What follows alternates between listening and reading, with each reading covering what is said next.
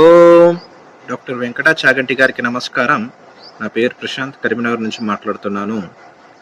Sir, మీకు తెలుసు నేను గతంలో పరాశర మహర్షి గారు, సత్యవతి గారుల మీద కొన్ని ప్రశ్నల పరంపర పంపించాను. మీరు వాటికి సమాధానాలు ఇచ్చారు.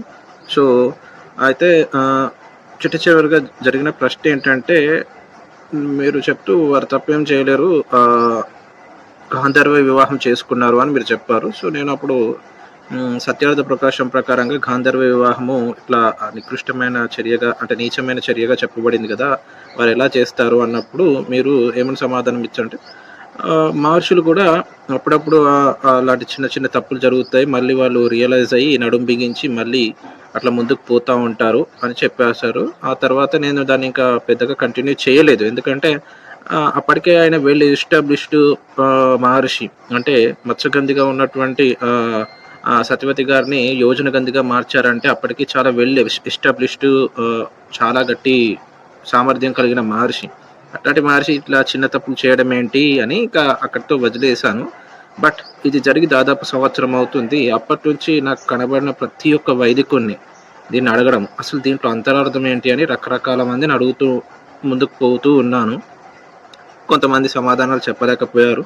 కొంతమంది జస్ట్ మన వ్యూవర్స్ లాగానే వాళ్ళు మహర్షులండి, యోగులండి, వాటిని ప్రశ్నించకూడదు, వారు చేసిన అంతరార్థము, పరమార్థం ఉంటది అనుకుంటూ చెప్పుకుంటూ ఉంటారు. జనరల్‌గా ఇట్లాంటి ఆన్సర్స్ నాకు రుచించవు. సర్లే అని అట్లా అట్లా ఎళ్తూ ఉంటే, ఈ మధ్య వెరీ రీసెంట్‌గా ఒక వ్యక్తిని కలిసాను. వారు వైదికులే. నేను అనుకోలేదు వారు ఇంత మంచి సమాధానం ఇస్తారని.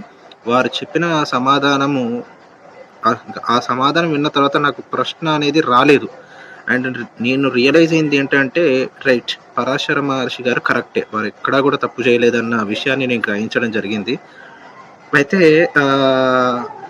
అదొక విచిత్రం. నేను భలే కలిసాను నేను. సరే, ఆయన ఏం చెప్పారన్న విషయాన్ని మీతో పంచుకోవాలనుకుంటున్నాను. వారిని అడిగాను, ఈ సందర్భంలో పరాశర మహర్షి గారు చేసింది తప్పా అనంటే ఆయన కాదు అన్నారు. ఎందుకు అనంటే, వారేం చెప్పారంటే, మానవ జన్మలో మగవాళ్ళు ఉన్నారు, స్త్రీలు ఉన్నారు. మగవారి యొక్క జన్మ యొక్క విశిష్టత, స్త్రీల జన్మ యొక్క విశిష్టత తెలుసుకుంటే దీనికి సమాధానం వచ్చేస్తది అని ఆయన చెప్పారు. చెప్తూ ఆయన ఏమన్నారంటే,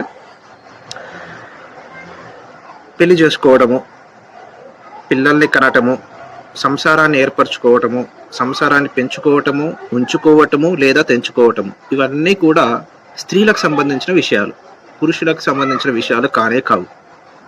అయితే ఒక స్త్రీ ఉత్తమ గుణాలు కలిగినదై ఉండి, ఉత్తమ గుణాలు కలిగినటువంటి పురుషుడిని ఎంపిక చేసుకొని పెళ్లి చేసుకోవాలన్నప్పుడు ఆ పురుషుడు సహకరించాలి. పిల్లలు కావాలన్నప్పుడు కూడా ఆ పురుషుడు సహకరించాలి. కొన్ని సంవత్సరాల తర్వాత ఒకవేళ ఆ స్త్రీ నాకు నువ్వు వద్దు అని అనుకుని వెళ్తా అంటే దానికి కూడా సహకరించాలి. ఎందుకంటే పురుషుడి యొక్క పురుష జన్మ యొక్క ముఖ్య ఉద్దేశము మోక్ష సాధన, అంతే. అది ప్రైమరీ గోలు, మగ జన్మ యొక్క ముఖ్య ఉద్దేశం. అయితే మగవారు మాత్రం వారికి వారుగా, తనకు తానుగా ఏరికోరి వెంటబడి ఈ సంసారంలోకి దిగకూడదు. ఒకవేళ దిగితే వారికి వారుగా విడిచిపెట్టకూడదు. ఇది వేదం చెప్తుంది. సో ఓం నమస్తే. నేను doctor Venkata Chaganti, president, university of applied Vedic sciences. Prashant Purapati Karimnagar నుంచి 3 నిమిషాల 40 సెకండ్ల సేపు ఒక విషయం మాట్లాడాడు. ఆయన ఇదివరకు పరాశర మహర్షి తప్పు చేశాడా, ఒప్పు చేశాడా, మత్స్యగంధిని పెళ్లి చేసుకున్నాడా లేదా, ఆమెకి యోజన గంధి పేరు ఎట్లా వచ్చింది, అవన్నీ నేను విషయాలు చెప్పాను. సో దానికి ఆయన తృప్తి పడలేదట. సో అందుకనే ఆయన ఈ మధ్య ఎక్కడికో వెళ్ళినప్పుడు ఎవరినో కలిశాడు. ఆయన పేరు కూడా చెప్పలేదు.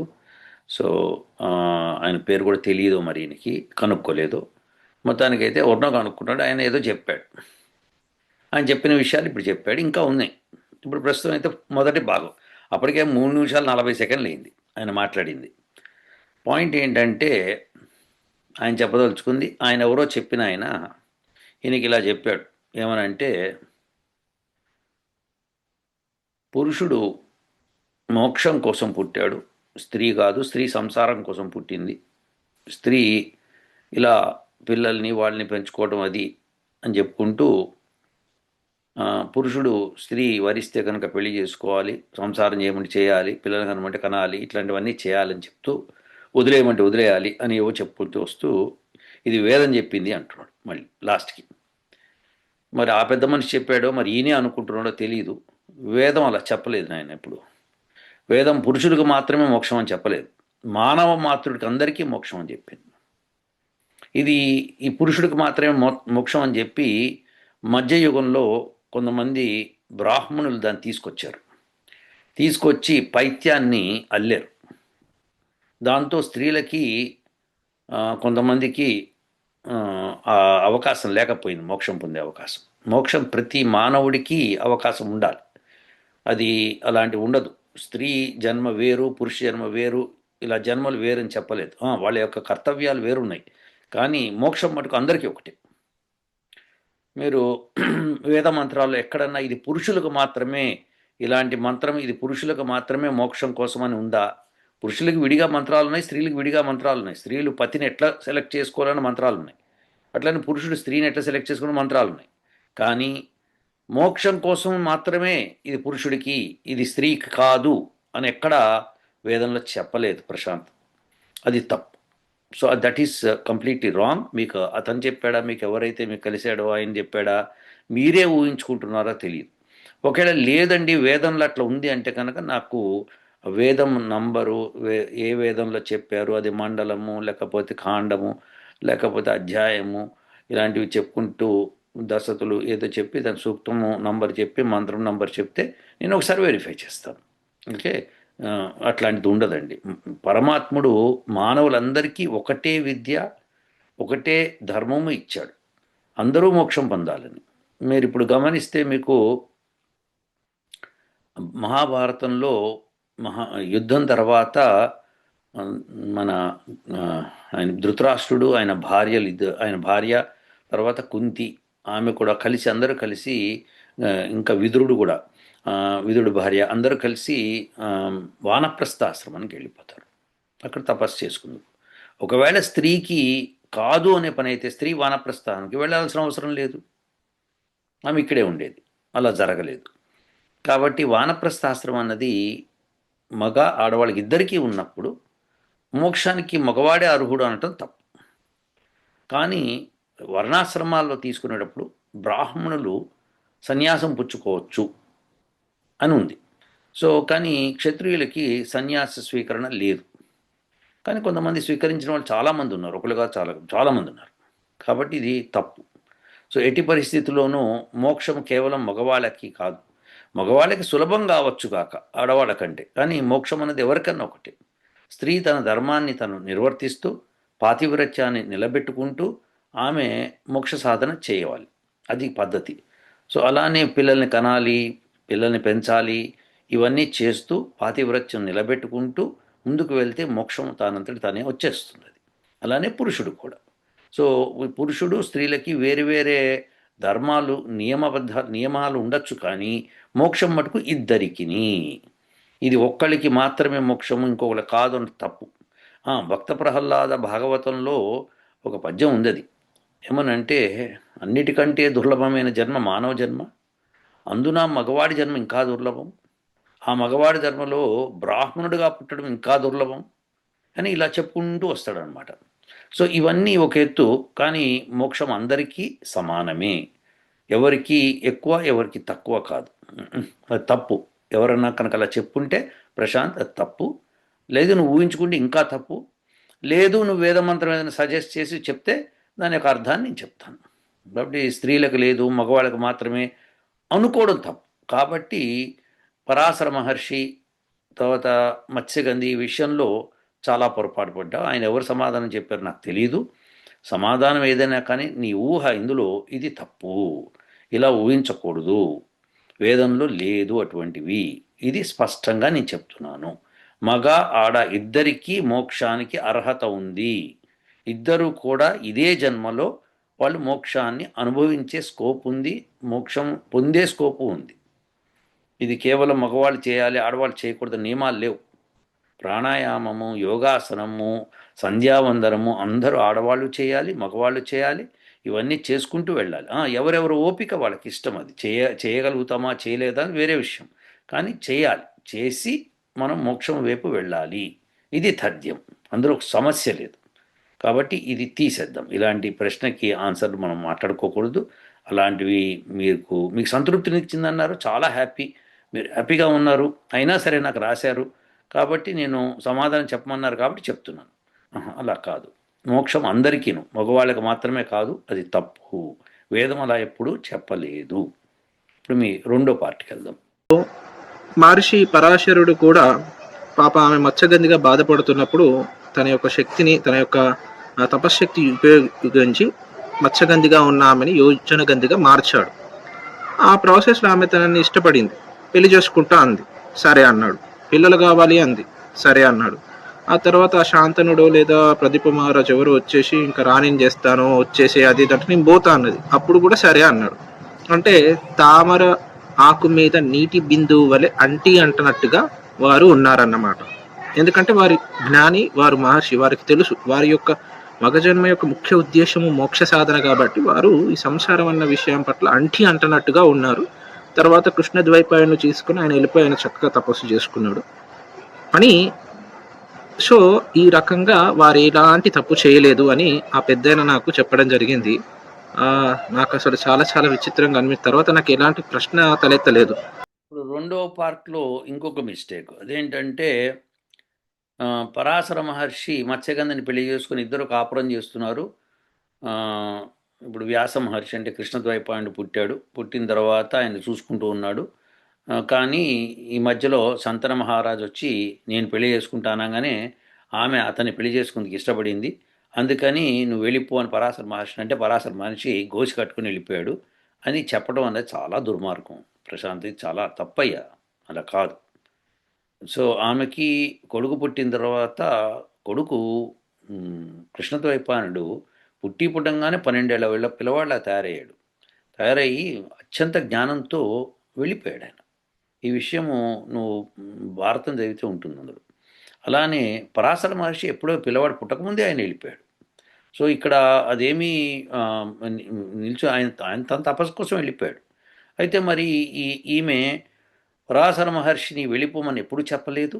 ఆయన మామూలుగానే ఋషి కాబట్టి తను ఆమెకు ఒక బిడ్డనిచ్చి తన మాలని తన వెళ్ళిపోయాడు. ఎందుకంటే ఆయన ఆ జ్ఞానము అది పంచాలందరికీ అన్న ధ్యాసతో ఆయన వెళ్ళిపోయాడు. సో ఆమె అక్కడే ఉన్నప్పుడు శంతన మహారాజు ఒకరోజు ఆమెను చూసి వరించినప్పుడు అప్పుడు ఆమె తండ్రి కొన్ని కండిషన్స్ పెడతాడు. ఆ కండిషన్స్ని ఒప్పుకొని ఆ తర్వాత భీష్ముడు వచ్చి శపథం చేయడం అని తెలుసు కదా మనకి. సో ఇవి జరిగింది. సో దాన్ని పట్టుకొని మీరు దాన్ని విపరీతంగా చెప్పడం తప్పు. ఆమెమి పరాశరుని నువ్వు చెక్కే గోసి కట్టుకుని వెళ్ళిపో, నేను ఇంకోటి రాజుని చేసుకుంటున్నా అని అనలేదు. ఆమె ఎటువంటి పొరపాటు ఆమె ఎప్పుడు చేయలేదు అటువంటిది. ఆమెకి పిల్లవాడు పుట్టాడు, పిల్లవాడు కూడా పెరిగి వెళ్ళిపోయాడు అతను. సో అందుకని ఆయన చెప్పాడు కూడా, పిల్లవాడు నువ్వు ఎప్పుడు తలుచుకుని ఇప్పుడు నేను వస్తానని చెప్పాడు, వెళ్ళిపోయాడు. సో ఇది మనం బాగా గ్రహించాల్సిన విషయం. కాబట్టి ఆమెకి ఇప్పుడు మరి శంతన మహారాజుని ఆమె పెళ్లి చేసుకునే హక్కు ఉందా పరాశరుని చేసుకున్న తర్వాత అంటే ఒక రూల్ ఉందని మీకు ఇదివరకే చెప్పాను. 7 సంవత్సరాల దాకా పతి కోసం వెయిట్ చేసి తర్వాత నియోగం ద్వారా పిల్లల్ని కనవచ్చు అని ఉంది. పతి కనుక దూరం వెళ్ళిపోతే దానికి ఒక లెక్క 7 సంవత్సరాలు, 8 సంవత్సరాలు, 9 సంవత్సరాలు ఒక లెక్క ఉందని చెప్పాను మీకు. విద్య కోసం వెళ్తే ఇన్ని సంవత్సరాలు, ఆర్జన కోసం వెళ్తే ఇన్ని సంవత్సరాలు, దేశాటన కోసం వెళ్తే ఇన్ని సంవత్సరాలు అని లెక్క ఉంది. ఆ లెక్క ప్రకారము ఆమె పత్ని వెయిట్ చేసి ఆ తర్వాత ఇంకొకరి ద్వారా నియోగం ద్వారా పిల్లల్ని కనవచ్చు. కానీ దానికి పెళ్ళి మళ్ళీ అంగీకారం ఇవ్వలేదు, అది విశేషం అది. సో ఇక్కడ మనకి ఈ మహాభారతంలో మటుకు ఇది శంతన మహారాజా తీసుకెళ్ళి పెళ్లి చేసుకుంటాడు అని ఉంది.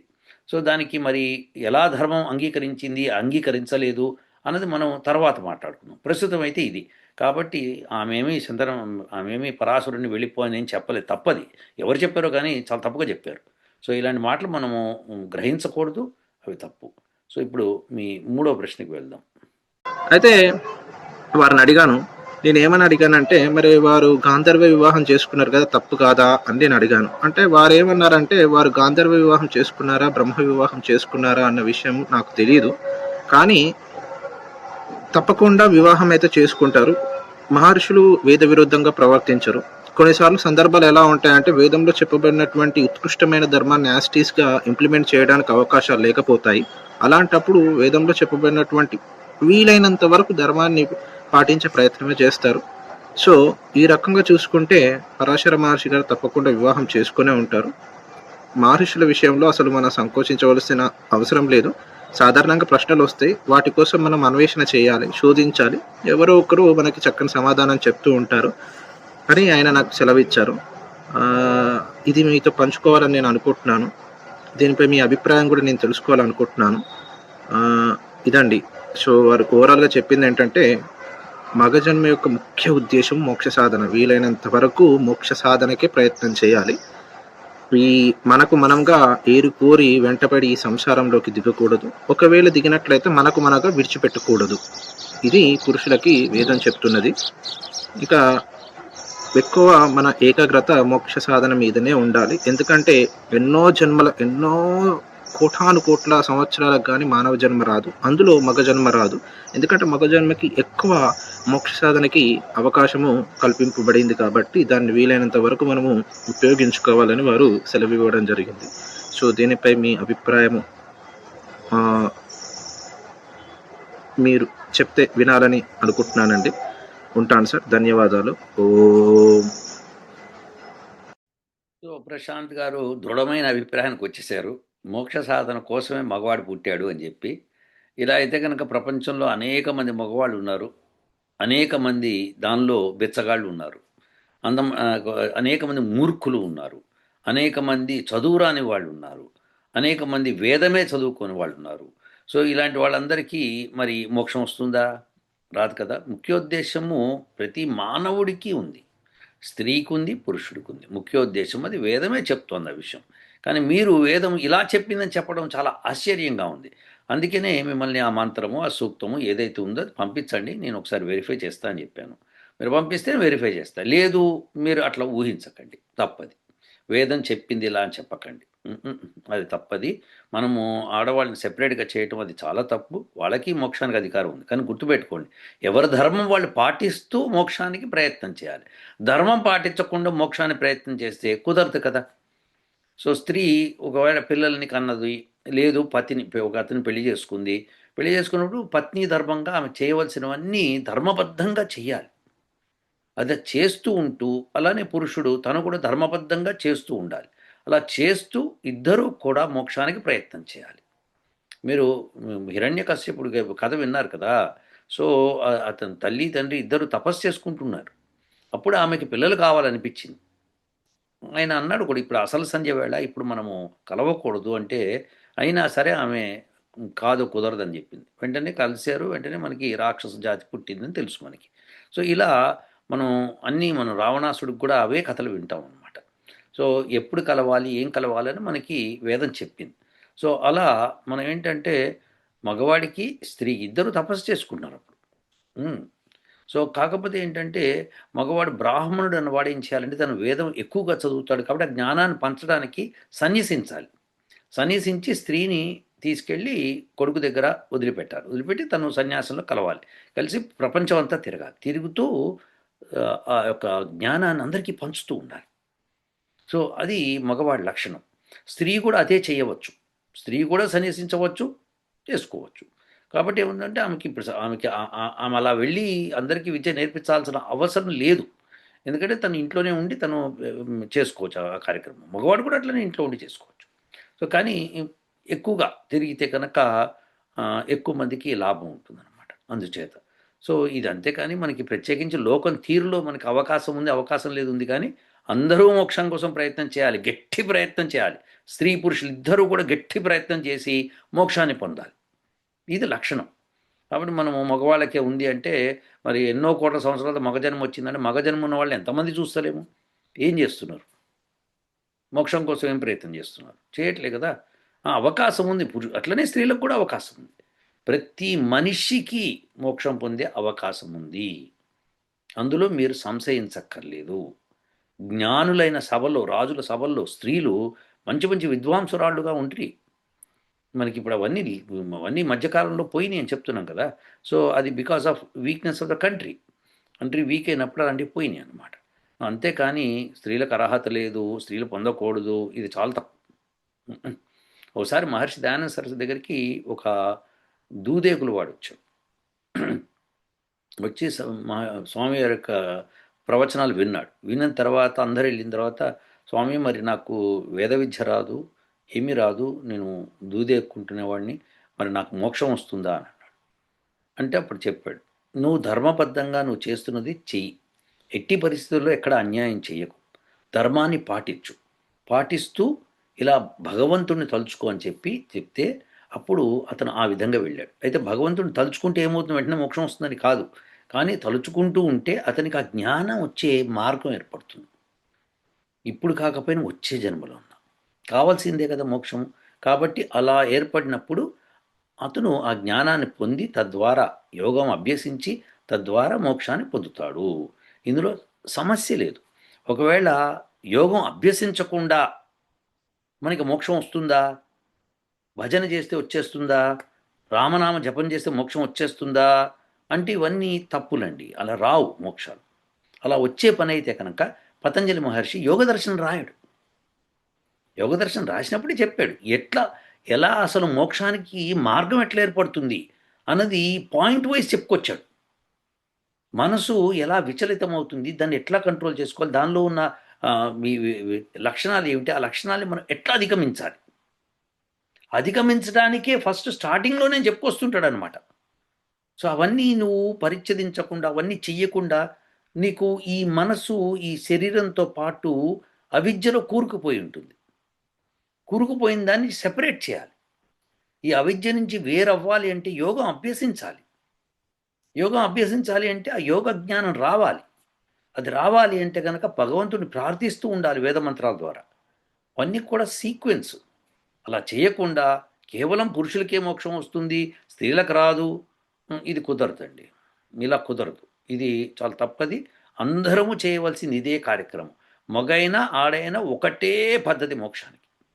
భగవంతుని ప్రార్థించటము, ఆయన యొక్క గుణకర్మ స్వభావాలకు అనుగుణంగా మన గుణకర్మ స్వభావాలని సరిదిద్దుకోవటము, యోగం అభ్యసించటము, తద్వారా మనసును నిర్మలం చేసుకోవటము, మనసుని ఈ యొక్క శరీరం నుంచి ఆ యొక్క ఇంద్రియాల నుంచి దూరంగా లాక్కోవటము, ఆ మనసుని ఏకాగ్రతతో ఉంచటము, ఉంచి తద్వారా మనము సమాధి స్థితిలోకి వెళ్ళటము, ఆ తర్వాత మోక్షానుభవాన్ని అనుభవిస్తూ మెల్లగా మోక్షాన్ని పొందటం. ఇవన్నీ ప్రాసెస్లు. స్త్రీలకి కుదరదు అంటే కుదరదు కాదు, కుదరకుండా చేస్తున్నాం మనం. అలా చేయకూడదు. వాళ్ళందరినీ కూడా ఎంకరేజ్ చేయాలి. చేయండి అమ్మా అని చెప్పాలి మనం. మనం చెప్పం. మనం చెప్పిన వాళ్ళు వినరు అనుకో, విషయం వేరు. పురుషులు మటుకు వింటున్నారా? వింటలేదు కదండి. కాబట్టి పురుషులైనా స్త్రీ అయినా అందరికీ సమానంగా భగవంతుడు ఇచ్చాడు. అలా లేదు అన్న మంత్రాలు ఏమైనా ఉంటే నాకు చెప్పండి, నేను చూస్తాను, వెరిఫై చేస్తాను. ఓకేనండి. సో ప్రశాంత్ గారు భ్రమలో ఉండకండి. ఇక ఆయన పేరు మీరు అడగలేదు, మీరు ఆయన చెప్పింది మీరు సాటిస్ఫై అయ్యారు, హ్యాపీ అండి. మీరు ఎవరైనా సరే మీకు తృప్తి కలిగింది అంటే అంతకంటే ఏం కావాలి చెప్పండి. ఏదైనా సరే మీరు అనుకున్న క్వశ్చన్కి సమాధానం వచ్చింది, ఆయన ఇచ్చిన సమాధానం కరెక్టా తప్ప పక్కన పెడదాం. మీరు ఒప్పుకున్నారు, మీరు ఒప్పుకొని మీరు సంతృప్తి పొందారు, ఇంకేం కావాలి. లేదు కొన్నాళ్ళ తర్వాత మళ్ళీ ఇదేదో తేడాగా ఉందని అనుకున్నప్పుడు మళ్ళీ దాన్ని శోధన చేస్తారు, అది మామూలే.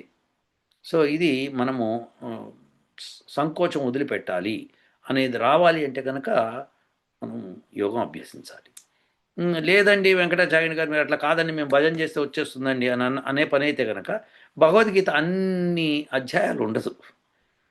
జ్ఞానయోగము, కర్మయోగము, సన్యాస యోగము, జ్ఞాన కర్మ సన్యాస యోగము, ఇలా అన్ని యోగాలు చెప్పడాయన. అవునా, ఒకవేళ మీరు అనుకుంటే. సో ఏ విధంగా చూసినాను కానీ మనకి మోక్ష సాధన మగవాళ్ళకి స్త్రీలకి ఇద్దరికీ సమానము. ఇదండి. సో మీ ప్రశ్నకి సమాధానం వచ్చాయి అనుకుంటాను. మీరు ప్రశ్న అడగలేదు కానీ దీని గురించి వివరించమన్నారు కాబట్టి ఇలా వివరించడం జరిగింది. ఉంటానండి. ఓ